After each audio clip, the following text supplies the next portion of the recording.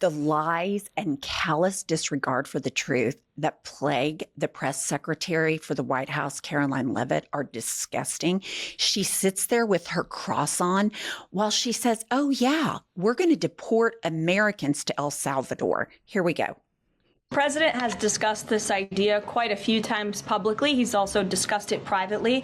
You're referring to the president's idea for American citizens to potentially be deported. These would be heinous, violent criminals who have broken our nation's laws repeatedly. And these are violent, repeat offenders in American streets. The president has said if it's legal, right? If there is a legal pathway to do that, he's not sure. We are not sure if there is. It's an idea that he has simply floated and has discussed very publicly as in the effort of transparency. Reagan. Okay, I have a couple things about this. Number one, when you start talking about deporting American citizens, you should know whether it's legal or not before you start talking about it. Two, why would we trust this administration to determine whether or not a violent offender is a repeat offender if they've broken the laws, because they are ripping brown people off the streets and deporting them to El Salvadorian prison camps for no reason? I am disgusted and horrified that this woman with her big shiny cross sits there and acts like this is no big deal. You know, I think a lot of these billionaires that ended up switching teams and supporting Trump got their feelings hurt because kids on college campuses were protesting the war in Palestine. And they got very short-sighted. And you see this attack on higher education. You see the student at Tufts that was taken off the street and denied due process. This is authoritarian regime shit. She's the messenger. She's the handmaid tale for a cabinet full of people that want to do really evil, diabolical shit, all in the name of Jesus. Right, with their crosses on. So here's something that she said that this term infuriates me. This is Karoline Leavitt after she's asked about the Peter Navarro, Elon Musk breakup, dust up fight. Been some public sparring between Elon Musk and the president's trade advisor, Peter Navarro, on some of these tariffs. Musk actually referred to Navarro today as being, quote, dumber than a sack of bricks. Are you at all, or is the administration, the president, all concerned that this is maybe impacting the public's understanding of these tariffs? It might be messing with the message on it? No, look, these are obviously two individuals who have very different views on trade and on tariffs. Boys will be boys, and we will let their public sparring. This is the press secretary of the White House and a trade advisor and the Doge made-up government department that's going in, stealing information, shutting down Social Security, firing federal workers. And she's saying boys will be boys. Now, I understand this administration is full of misogyny, but this grosses me out. And the fact that she would say that with a straight face as a representative of the president of the United States is even jaw-dropping for me. But if you remember, during the Access Hollywood tape, Melania Trump was interviewed by Anderson Cooper, and she said, when Trump said, grab him by the pussy, that this was locker room talk. This, if you're in the MAGA world, she's speaking their language. And so there are tens of millions of people that are okay with this, that are okay with being lied to, that are okay with being told what lies are their new reality. And they're all misogynist. These are very, women and men that grew up in very male-centered households where women are supposed to play, oh, I didn't realize that this happened. All of those stereotypes are reinforced in that world. And deference is always given to men.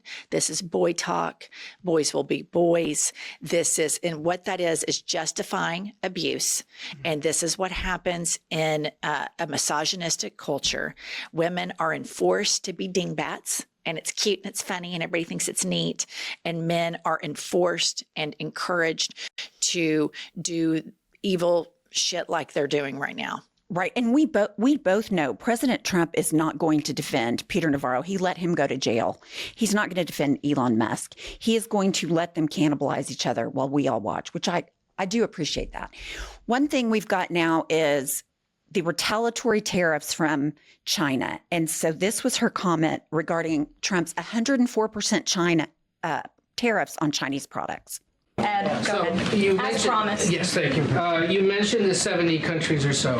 I'm curious, though, under what conditions at this point would President Trump talk to President Xi about tariffs? Look, I just spoke to the president about this, and he believes that China wants to make a deal with the United States. He believes China has to make a deal with the United States. It was a mistake for China to retaliate. The president, when America is punched, he punches back harder. That's why there will be 104% tariffs going into effect on China tonight at midnight. But the president believes that Xi and China want to make a deal. They just don't know how to get that started. And the president also wanted me to tell all of you that if China reaches out to Okay, here's the deal on that. So today, Xi has now said we're going to put 180% tariffs on the United States.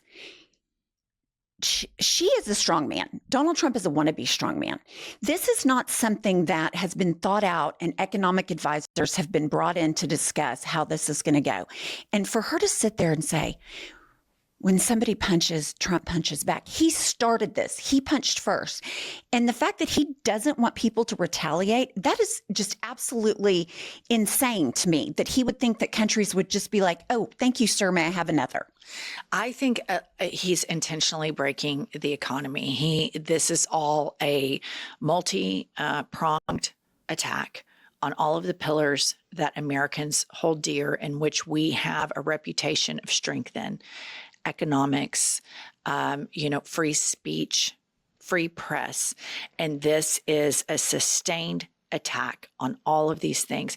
He doesn't give a shit about the mom and pop stores all over the country right now that wake up this morning and are paying over 300% higher for the goods that they want because of his dick measuring contest with Xi. He doesn't give a shit about that, because the point is to break it. This is to concentrate power to him and all of the oligarchs that went and kissed the ring.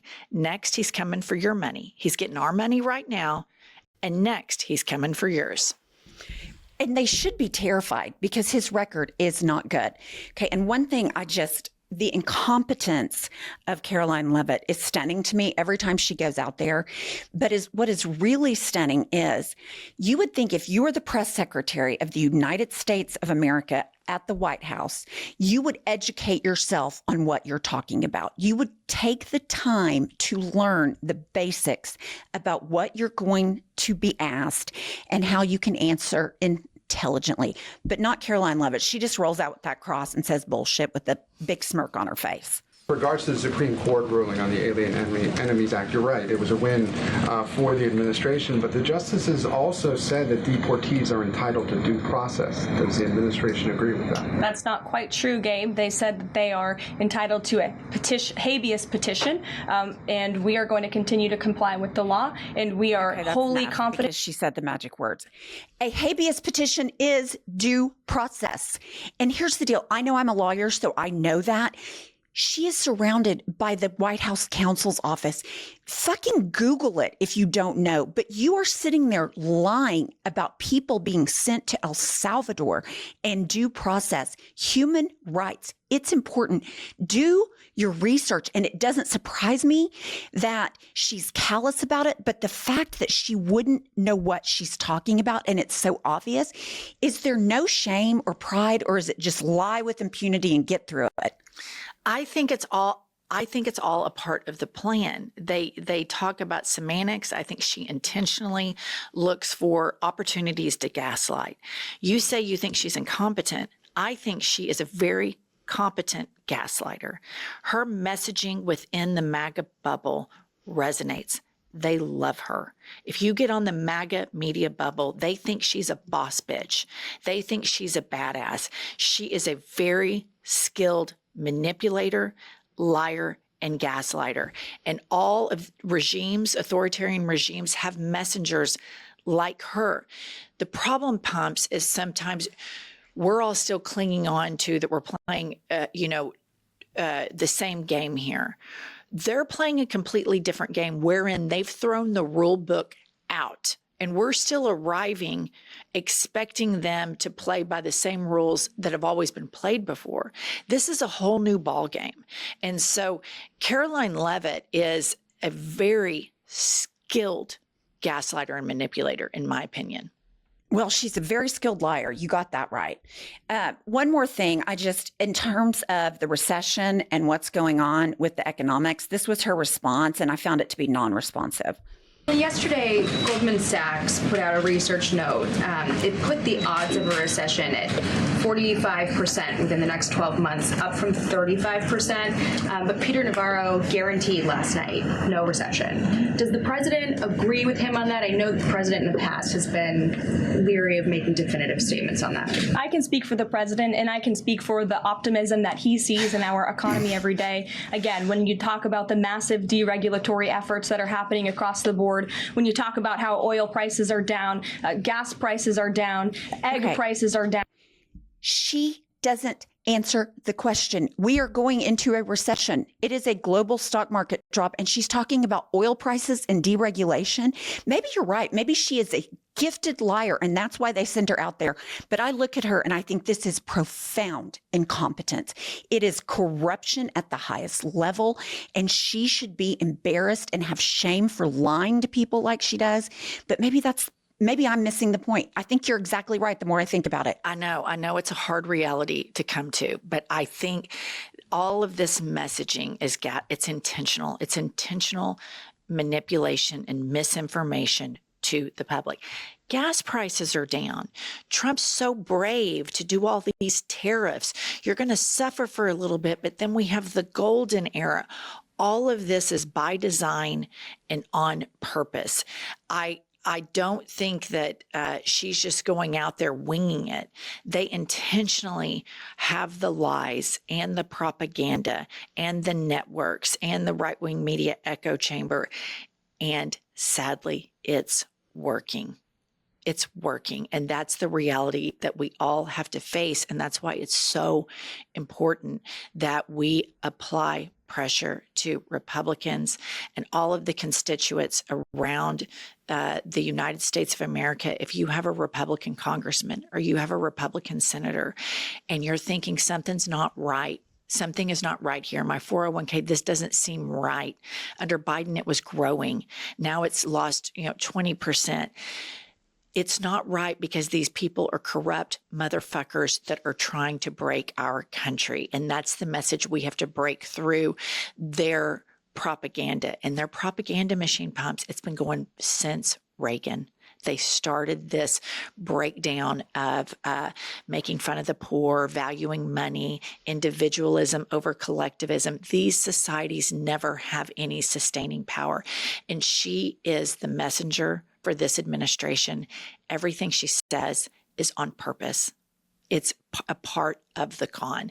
And that's devastating, I know, but all of that is on purpose. They intentionally are lying to a dumbed down electorate.